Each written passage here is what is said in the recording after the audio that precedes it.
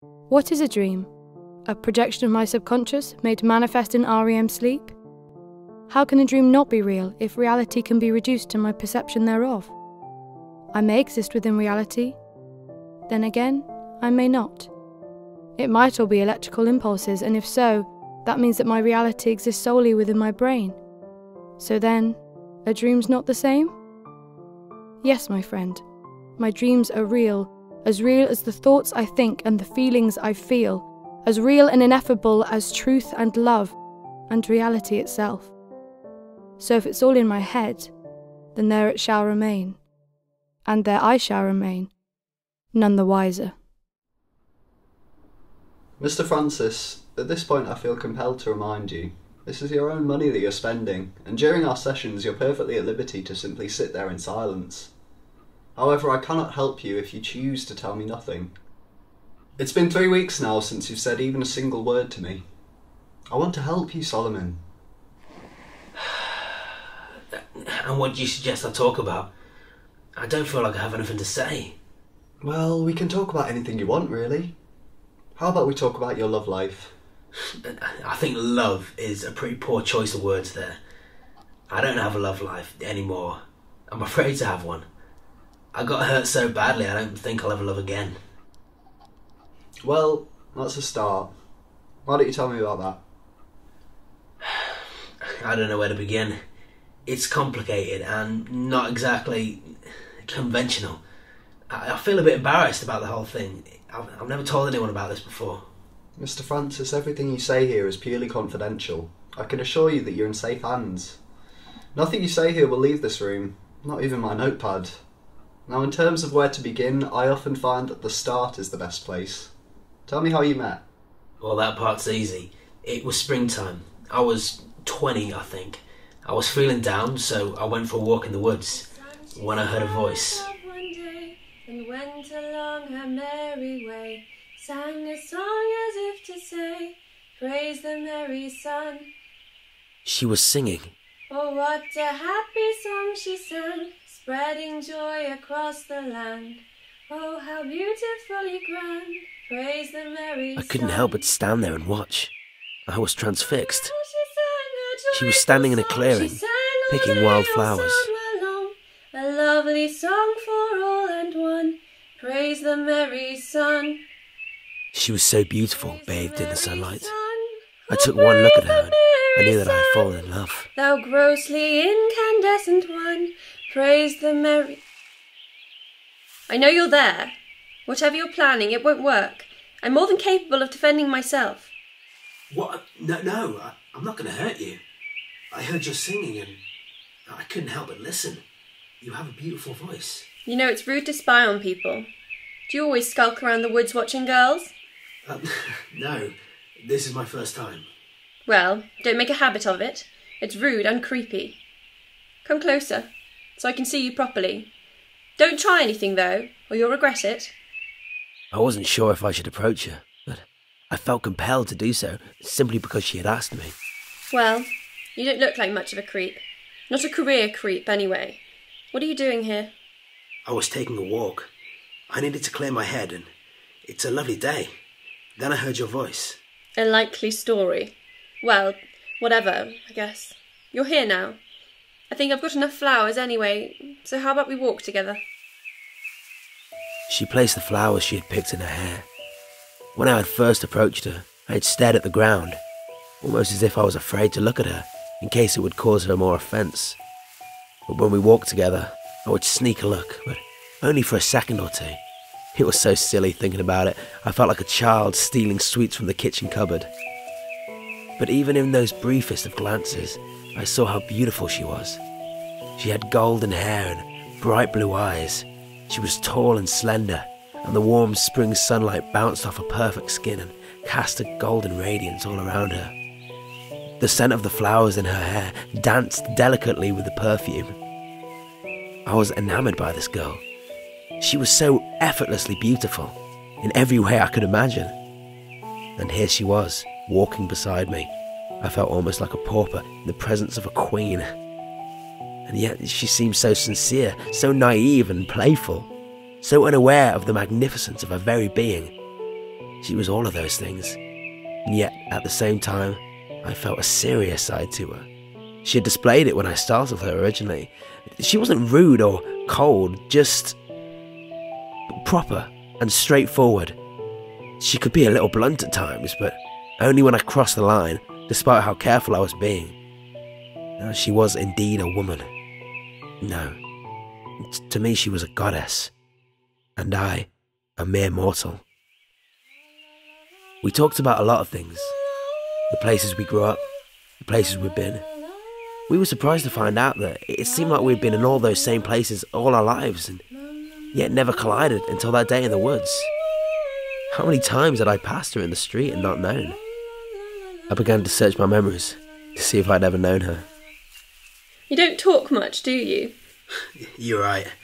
I'm sorry. People say I'm a bit of an introvert. I guess I just don't have that much to talk about. I don't have any hobbies. I seem to spend most of my time at home, reading books or watching TV. I tried writing once or twice, but I could never make any progress. I'd spend a whole day writing, but when I read it back, it all seemed so forced, pretentious even. I wonder if any of the great artists ever thought that of their own work. I'm sure they must have at least once in their life. It's important to keep going, though. If it seems pretentious or forced, then why not rewrite it in a way that isn't?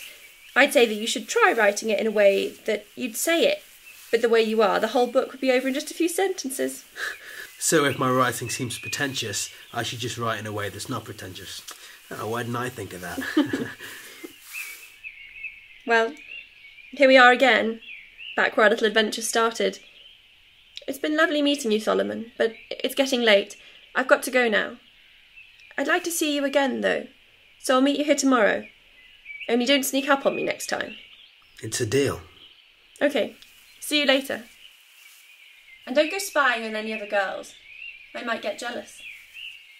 Wait, I never asked your name. That's right. You didn't. So you spent a whole day with this girl and never asked her name? That's right. There was a lot of things like that which didn't seem quite right. I failed to notice, or maybe ignored them on purpose. Perhaps I knew from the very start and just chose to ignore it. Knew what exactly?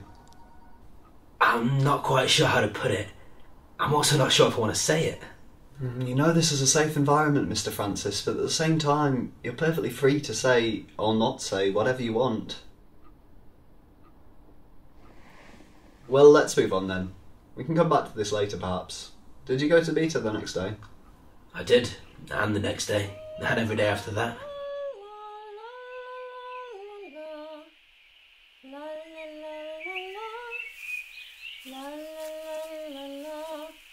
Hello there.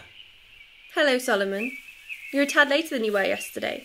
I was beginning to wonder if you'd come at all. Are you joking? I couldn't stay away if I tried. Good. I'm glad. Though why so late? Did you get caught up spying on somebody else? She always liked to tease me. Though she made me feel uncomfortable or embarrassed sometimes, I knew it was never cruel. I guess it's just my disposition to take a joke to heart. No, actually. I overslept. I couldn't get to sleep last night. It's a little embarrassing, but I was so excited about meeting you yesterday, I just couldn't relax. Well, at least you didn't sneak up on me today. You're a fast learner, Solomon. Well, if you're tired, why don't we lie here for a while? I have a blanket we can lie down on. That sounds nice. We spoke in hushed tones as we lay together in the clearing, almost as if we were sharing secrets. But there was nothing of the sort. It felt like a sort of game, like we were children playing pretend. Despite having spoken for hours the previous day, there was such an immense depth to her. And she had a way of bringing me out of my shell too. I didn't know how interesting my life actually was. Even though I spend most of my time doing nothing, she found some aspect of what little I had to offer interesting. And I didn't realise how much I could expand on it. And even when I felt like I had asked her all the questions under the sun, she so effortlessly found something new to talk about and changed the subject so seamlessly. It was like I didn't even notice, or indeed she didn't notice either. I felt like we were two musicians, endlessly improvising all the old music we knew, in perfect harmony, never falling out of step or out of tune. It was bliss. I felt my eyes beginning to draw heavy, and I fell into a deep sleep.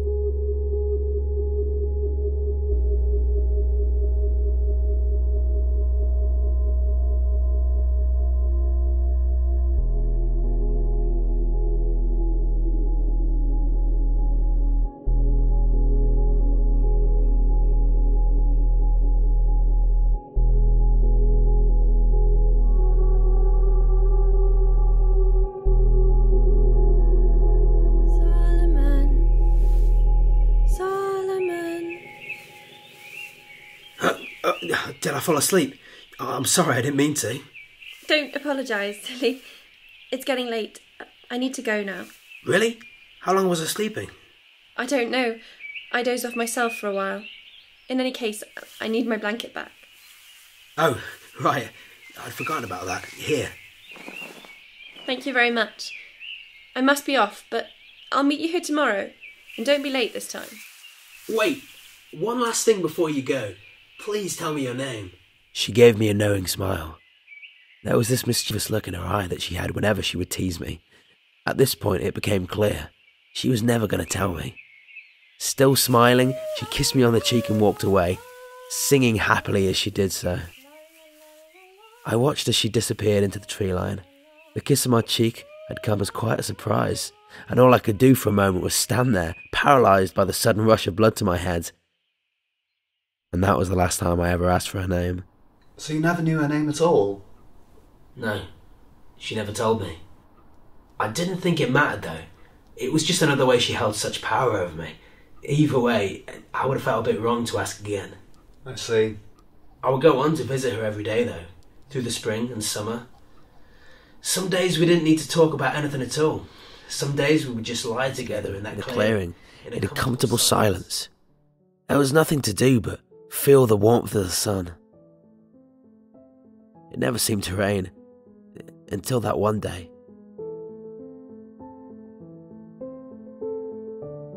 It's funny how different a place could look in the rain. The woods had seemed so green and beautiful in the sunlight. The old trees looked so grand and accomplished in their old age. It was as if they were living in a time capsule, ever-changing but everlasting. In the rain, however, this was another matter entirely. The air seemed dank and depressing. The trees themselves appeared to bend over as if crippled by the weight of time. The small patches of grass became boggy quagmires, and the thorns and brambles looked ready to ensnare. The sky was a dull grey, and the rain was pouring down. A storm was approaching. I quickly made my way to the clearing. She was nowhere to be seen. I couldn't hear a song. I stood in the middle of the clearing, now a waterlogged mess. My feet were wet and cold, but I didn't care. And then what happened? I began to fear the worst. I wasn't thinking straight. I tried to wait for her, but my mind was racing. I thought I should call out for her, but I didn't know what to shout. Without her name, I was powerless to summon her.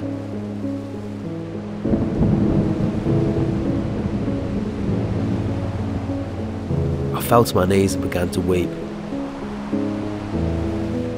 I wept so hard and for so long, I passed out in the cold and wet.